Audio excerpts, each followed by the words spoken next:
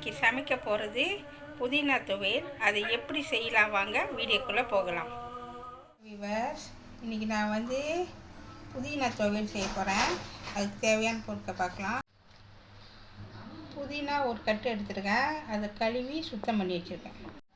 சின்ன வெங்காயம் 3 பல் பூண்டு, 3 பட்டை மிளகா, ஒரு சின்ன துண்டு இஞ்சி, கடுதாளிப்பு, உளுந்து, வேப்பிலை, அரை மூடி தேங்காய், புளி ஒரு நெல்லிக்காய் சைஸு, உப்பு தேவையான அளவு, எண்ணெய் தேவையான அளவு. பேனில் சூடு ஏறிச்சு. இப்போ நம்ம தேங்காய் பூ வறுத்துடலாம். நல்லா கொஞ்சம் லேசாக பொன்னிறமாக வறுத்தெடுங்க. இப்போ தேங்காய் பூ நல்லா வறுத்தாச்சு. நல்லா வாசமாக இருக்குது. இப்போ நம்ம எடுத்துடலாம். இப்போ பேன் காஞ்சிடுச்சு. நம்ம லேசாக எண்ணெய் ஊற்றிக்கலாம். இந்த அளவுக்கு எண்ணெய் ஊற்றினா போதும், ரொம்ப ஊற்ற வேணாம். உளுந்து போட்டு எண்ணெயில் நல்லா வதக்குங்க. இப்போ உளுந்து வந்துடுச்சு. இப்போ பட்டை மிளகா போடுவோம். போட்டுட்டு நல்லா கிண்டி விடுங்க.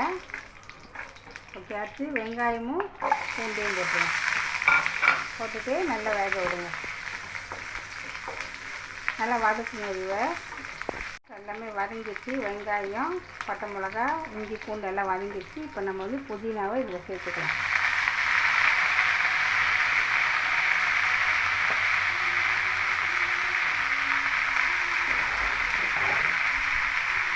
ஓகேவா? இப்போ நல்லா வதக்குங்க.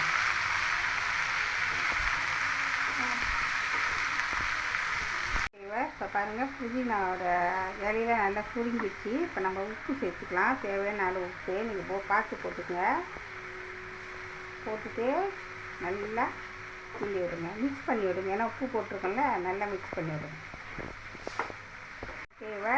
புதினா நல்லா வதங்கிடுச்சு. இப்போ நம்ம ஆற விட்டு நம்ம எல்லாத்தையும் அரைக்கலாம். ஓகேவா? இப்போ நல்லா ஆறிக்கிட்டு இருக்கு. இப்போ நம்ம இந்த தேங்காய் பூ இதுலேயே மிக்ஸ் பண்ணிக்கலாம். அப்போ தான் அளவு தெரியும். நம்ம புதினா இலையிலேயே நல்லா மிக்ஸ் பண்ணிக்குவோம். அப்போ சின்னாங்க இருக்கும் அரைக்கிறதுக்கு. உங்களுக்கு எவ்வளோ தேங்காய் பூ வேணுமோ அதுக்கு தகுந்தாப்புல நீங்கள் போட்டுக்கோங்க. ஓகேவா? ஓகேவா? நல்லா மிக்ஸ் பண்ணியாச்சு. இப்போ நம்ம முப்பனா செஞ்சு நம்ம அரைக்கலாம். ஓகேவா? இப்போ நம்ம பிளெண்டர் பண்ணலாம். உங்கள் விருப்பம், தேங்காய் பூ சேர்த்துட்டு அரைக்கலாம், இல்லைன்னா தனித்தனியாக கூட போட்டு அரைக்கலாம். நான் மிக்ஸ் பண்ணியிருக்கேன். ரொம்ப போட வேணாம், அரைக்க முடியாது, கொஞ்சமாக போட்டுக்கங்க. ஓகேவா? கொஞ்சோண்டு புளி சேர்த்துக்குவோம். புளி தேவையான அளவு புளி இதில் சேர்த்துக்கலாம். ஓகேவா? இப்போ எல்லாமே சேர்த்தாச்சு, புளியும் சேர்த்தாச்சு. இப்போ நம்ம தண்ணி லேசாக ஊற்றிக்குவோம். இது அரைக்கலாம். இப்போ நம்ம அரைக்கலாம்.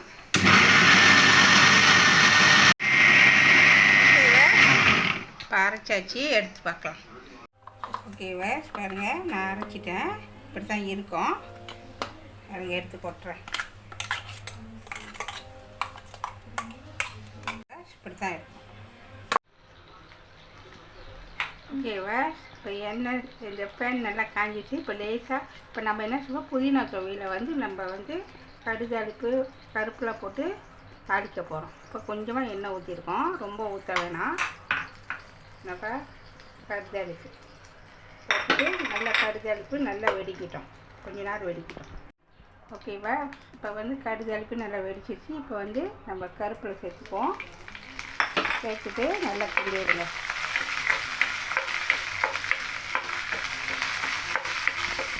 இதிலே போட்டு ஒன்றா சேர்த்து நம்ம வதக்கிடலாம்.